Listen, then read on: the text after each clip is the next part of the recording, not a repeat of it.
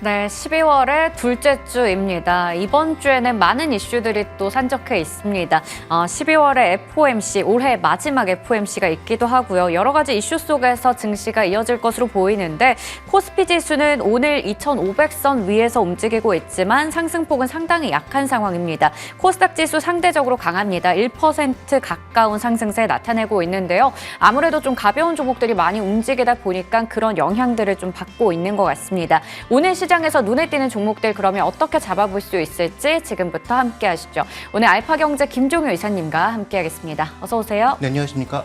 네, 먼저 시장의 전반적인 분위기 머니맵 통해서 체크해 보겠습니다.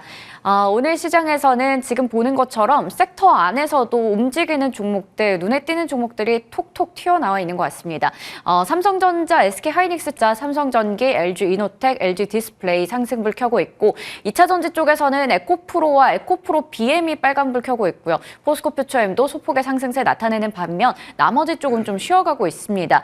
그리고 오늘 헬스케어 쪽에서는 셀트리온이나 셀트리온 헬스케어 같은 종목들 상승불 켜고 있죠. 합병에 대한 기대감 나타나고 있고요. 로봇 관련주에서 레인보우 로보틱스도 강한 상승 달력 나타내고 있고 게임이나 엔터 쪽도 나름 긍정적인 흐름, 우주, 항공, 국방까지 상승불 포착이 되고 있습니다. 자, 그러면 오늘의 개장 특징주 체크해 볼 텐데요. 먼저 리뷰 하나 해보고 갈게요. 한미약품 먼저 체크해 보도록 하겠습니다. 한미약품이 지금 32만 원대에서 오늘 거래되고 있는데 오늘은 소폭의 하락으로 지금 시세가 형성되고 있지만 지난 목요일에 또 9%가 넘게 오르기도 했었고요. 우리 목표 주가였던 40만 원을 향해서 좀 잘 달려가고 있는 상황입니다. 추천해 주시고 나서는 시가 기준 9%, 최고가 기준 12% 정도의 이 수익률을 나타내고 있는데요. 여기서 이제 추가적으로 좀 더 갈 수 있을지 제약바이오주가 내년에는 확실히 좀 주도주가 될 수 있다라는 기대감 있는데 어떻게 보시는지 궁금합니다. 네, 전체가 주도주가 될 가능성은 없다고 생각하고요. 내년도에 그 제약바이오 쪽의 핵심 이슈는 세 가지라고 보고 있는데 일단 이중항체와 관련돼서 의미 있는 성과가 나오느냐가 첫 번째 포인트일 거고 두 번째로는 이중항체와 관련된 모멘텀이 형성되었을 때 누가 생산할 것이냐의 문제, 즉 CDMO 쪽에서 누가 과연 캐파를 빠르게 늘리면서 이와 관련된 고부가 약을 생산해낼 것이냐에 대한 문제가 하나 있을 거고 세 번째는 결국 실적의 턴어라운드를 보일 수 있을 만한 종목이 뭐가 있느냐, 이 세 가지가 가장 중요한 포인트라고 봐서 이 세 가지에 해당하는 종목만 갈 것이다라고 판단하고 있는 거죠. 그래서 뭐 제약바이오 전체가 간다라는 것은 뭐 제가 보기엔 좀 어려운 얘기인 것 같고요.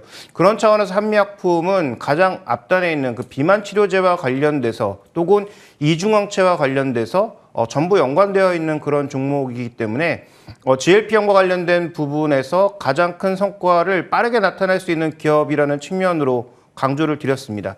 여전히 좀 긍정적인 관점으로 보고 있고요. 다만 밸류가 높기 때문에 실적 예상만큼 나오지 않거나 모멘텀이 나오지 않았을 때 주가 조정도 언제든지 크게 나타날 수 있는 종목이라는 점은 유념하실 필요가 있겠고 결론적으로 비중은 크게 늘려갈 종목은 아니고 한 15에서 20% 정도 내의 비중으로 포트폴리오 관리를 하셔야 되고요. 그다음에 목표가 40만 원은 저는 뭐 전혀 비싸지 않은 가격이라고 판단하고 있기 때문에 유한양행의 경우와 마찬가지로 모두가 알고 있는 이슈라고 하더라도 그 이슈가 현실화될 가능성이 커지면 주가는 반응한다라는 측면에서 목표가 40만 원도 그대로 유지하도록 하겠습니다. 네, 기존에 제시해 주셨던 목표 주가 40만 원은 유지한다라는 관점에서 얘기해 주셨고요. 긴 박스권 행보를 이어가고 있긴 하지만 뭐 실적 모멘텀이나 또 뚜렷하게 상승의 동력이 될 수 있는 그런 성과들이 나온다면 충분히 갈 수 있다라는 얘기 주셨습니다. 모든 제약바이오주가 아니라 이제 여러 가지 모멘텀 안고 있는 종목들 보면 좋을 것 같습니다. 자, 두 번째 개장 특징주는 이노와이어리스 좀 보도록 할게요. 통신 장비 쪽 내년에 좀 스마트폰 괜찮다라는 얘기도 나오고 있고요. 최근에 이렇게 이노와이어리스의 차트를 좀 보니까 흐름이 굉장히 괜찮았더라고요. 그리고 하나증권에서 보면 5G나 통신 장비 쪽에 대해서 주기적으로 꾸준히 좀 추적을 하고 있는데 목표 주가가 사실 7만 원을 그대로 유지하고 있습니다. 이노와이어리스가 26,900원 정도인데 대세 상승에 임박했다. 지금 시점에서 그러면 차근차근 모아가도 괜찮을까요? 지금 소위 이제 스마트폰 쪽에서는 혁신이 없기 때문에 판매량이 뭐 교체 수요 말고는 제한되어 있다. 뭐 이렇게 봐야 될 텐데 내년에 나올 그 신규 폰들이 정말 온디바이스 AI의 성공적인 안착을 보여준다면 뭐 혁신까지는 아니더라도 일정 부분의 수요가 증가할 수 있는 요인은 충분히 있다라고 봐야 될 것 같고요. 그다음에 온디바이스 AI를 갔을 때 소위 우리가 엣지 컴퓨팅을 얘기했는데 엣지 컴퓨팅이 아니라 그냥 엣지 디바이스가 되는 형태로 가는 거 아니겠습니까?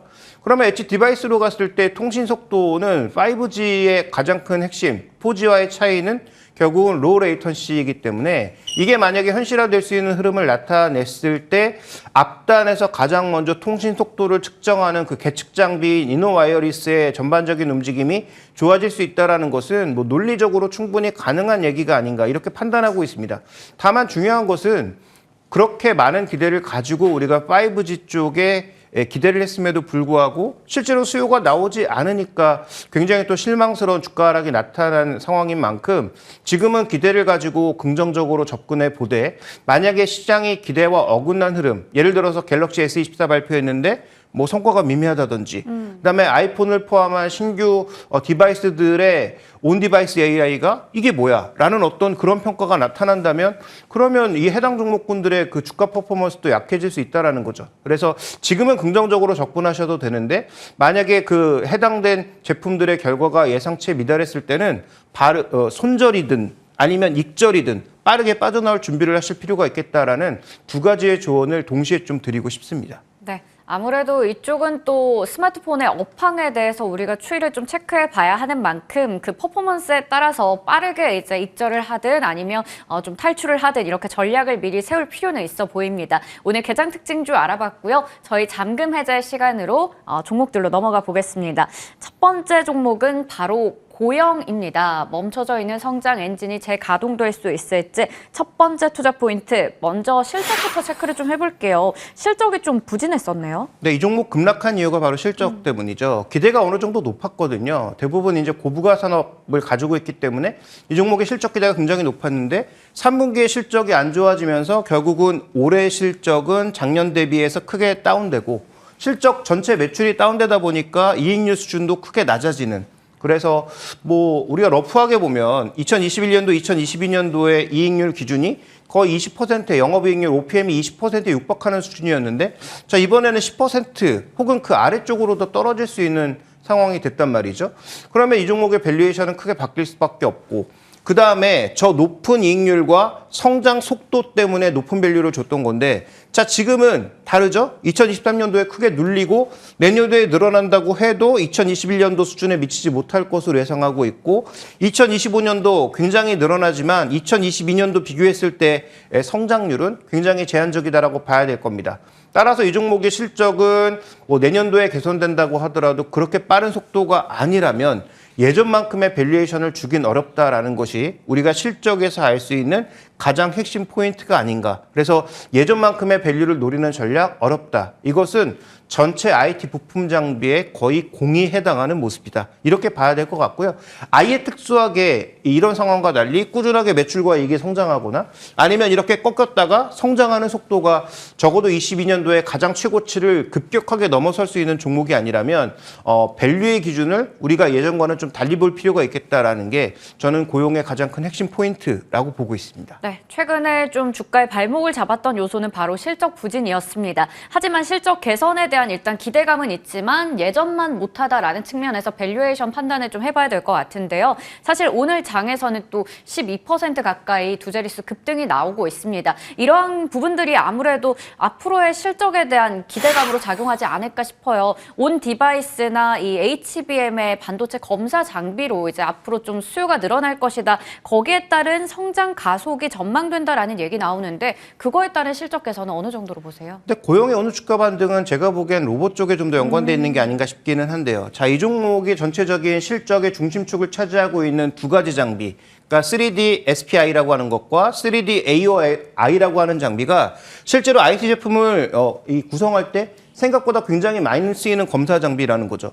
근데 아시는 것처럼 올해 휴대폰도 다운됐고 그다음에 반도체도 다운됐고 전체적으로 매출이 발생할 수 있는 모든 산업 분야가 다운되다 보니까 해당 매출이 줄어들면서 이익률도 줄어든 상황인 거죠. 내년도에 어느 정도 회복할 거냐는 뭐 보는 사람에 따라 틀리지만 HBM 정도를 제외하고는 뭐 빠른 성장은 어렵다라고 봐야 되겠죠. 그래서 이쪽은 일단 제한적이라고 봐야 될 거고 아까 실적에서 보셨던 기타 부분이 로봇이라고 봐야 될 텐데 이 로봇과 관련된 부분은 저는 일정 부분은 긍정적인 측면이 있다 이렇게 판단하고 있습니다.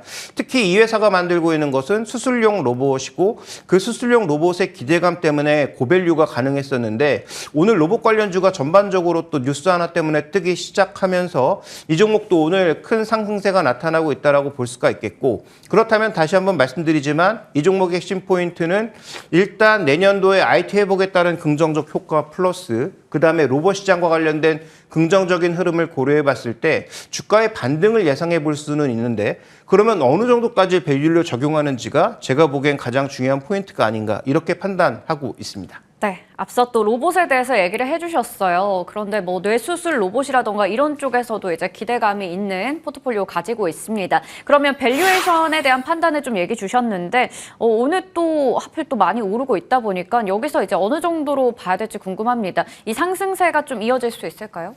네, 현재 이 종목 같은 경우에는 PR 측면에서도 거의 역사적 저점 수준으로 내려갔고요. 그다음에 PB 측면에서도 마찬가지로 역사적 저점 수준으로 내려온 상황입니다.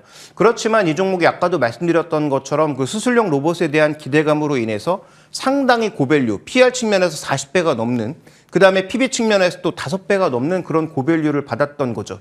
근데 지금 과연 그 정도의 성장과 고밸류가 가능하냐? 지금의 금리 수준과 그다음에 유동성의 수준을 고려했을 땐 힘들다라고 봐야 될 것 같고요.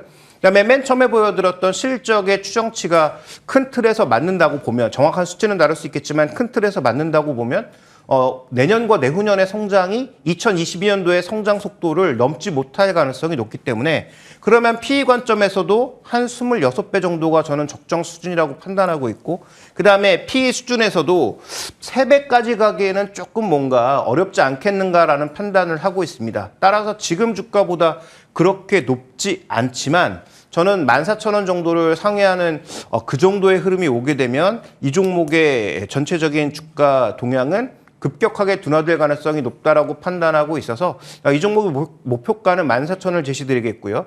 그다음에 만약 이 가격을 넘어서는 수준에 오게 된다면 차익 실현을 하든지 아니면 조금 더 비중을 줄이면서 실적 추이를 살펴보시는 것이 중요한 포인트가 되겠다. 이렇게 말씀을 드리겠습니다. 네. 고영의 주가를 보는데 핵심은 아무래도 앞서 얘기 주셨듯이 실적 측면이기 때문에 일단은 목표 주가를 14,000원 정도로 보고 거기서 이제 차익을 실현하든 아니면 계속해서 실적의 개선 추이를 좀 지켜보는 게 중요할 것 같습니다.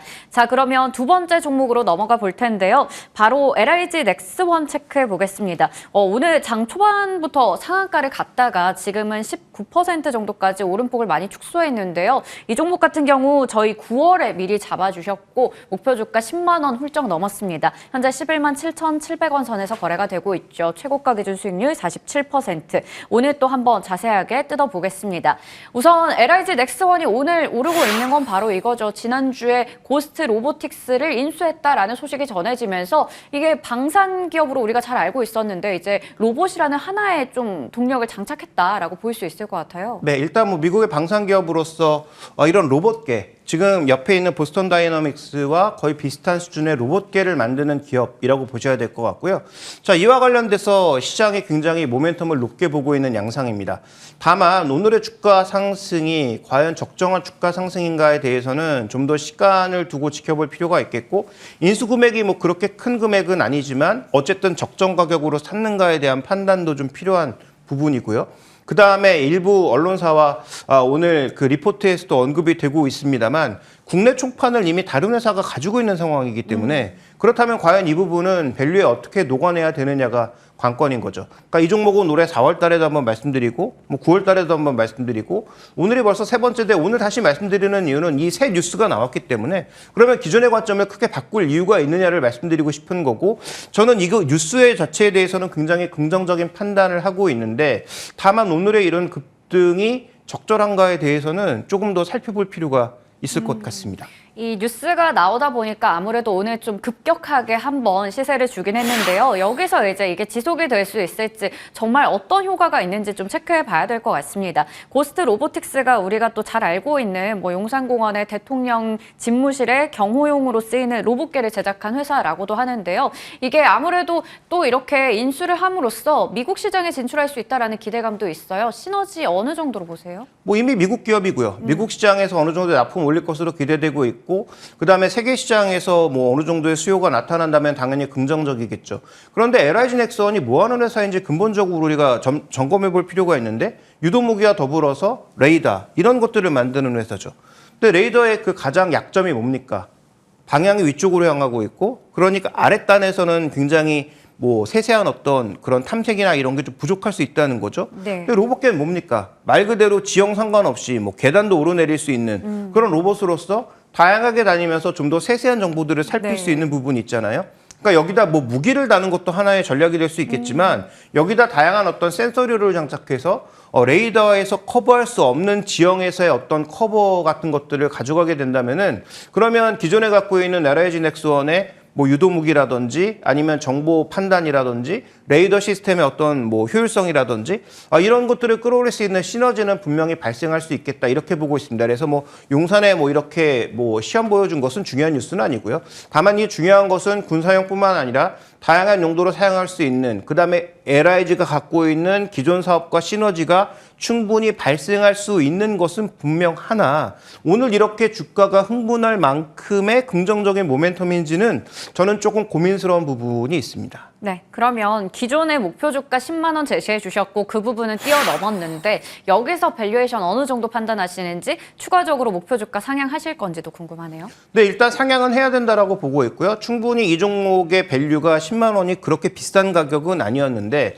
저는 아마도 4분기에 추가 수주 가능성 뭐 이런 것들에 대한 판단을 했던 것인데, 추가 수주가 나오지 않고 오히려 굉장히 공격적인 M&A 뉴스로 주가도 공격적으로 반응했단 말이죠. 그래서 주가적인 상향은 필요하지만 추가적인 상향 자체가 이 종목의 전추 밸류에서 2배, 그러니까 12개월 포워딩 했을 때 2배 정도 수준을 크게 넘지 않는 수준에서 저는 봐야 된다라고 판단하고 있고, 설사 이게 잘 용해가 돼서 시너지가 발휘된다고 하더라도 말이죠.